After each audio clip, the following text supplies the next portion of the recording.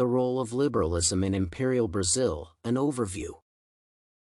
Liberalism is an ideology that emerged in Europe in the Age of Enlightenment.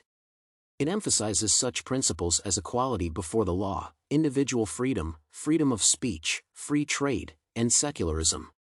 However, liberal ideas, adopted by political elites in other regions, were transformed under the socio-political conditions of these countries and often served particular political purposes. One of the countries in which liberalism experienced noticeable transformations was Brazil during the Age of Empire. The distinct features of liberalism in Brazil can be attributed to the specific interests and purposes of those who promoted it in Brazil. They were people with certain financial capital, often engaged in import-export operations. At first, they were struggling against Portuguese colonial rule. They employed liberal ideology to fight against restrictions imposed by the Portuguese. After the country achieved liberation from colonial dependence, elites employed liberalism in pursuit of limiting monarchical authority. While the Constitution of 1824 stressed such liberal principles as equality of all before the law, the right of property, freedom of speech, and the autonomy of the judiciary, these declarations contradicted reality. Millions of people were enslaved, others had no valuable property of their own. Freedom of speech and the autonomy of the judiciary were, in turn, limited by monarchical authority and the influence of elites. Meanwhile, powers struggling against the existing order were diverse.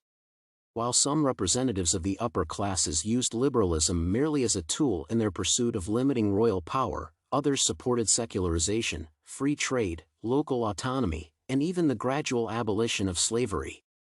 However, liberals were united with conservatives in their intolerance of radical liberalism, and inner divisions in both political parties were present when controversial issues were discussed.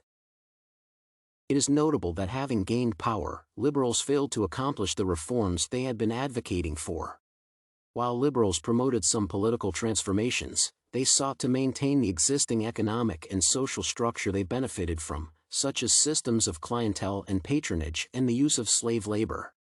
Therefore, while European liberal ideas seemed inspiring to Brazilian elites, their practical goals included preserving their economic privileges and enhancing their political power. The practical implementation of liberal ideas clearly contradicted these objectives. As a result, liberalism in Brazil was, to a large extent, merely a rhetoric of the ones in power, which had little to do with improving the lives of slaves or other oppressed social classes. It is worth noting the role of liberalism in the Empire of Brazil and states that among the two major political powers, liberals and conservatives, liberals prevailed. The views of liberals were in direct opposition to the ones of conservatives. Brazilian elites, inspired by European liberal ideas, tailored the principles of liberalism to serve their own needs.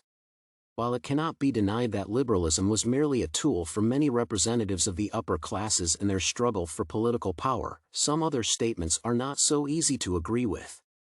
Though liberal ideas were widely expressed, they hardly prevailed in the Empire of Brazil. The socio-economic and political situation at times facilitated political competition, but both liberals and conservatives were, in essence, representatives of the same social class. Moreover, distinct inner divisions within both parties regarding some controversial issues could be noted.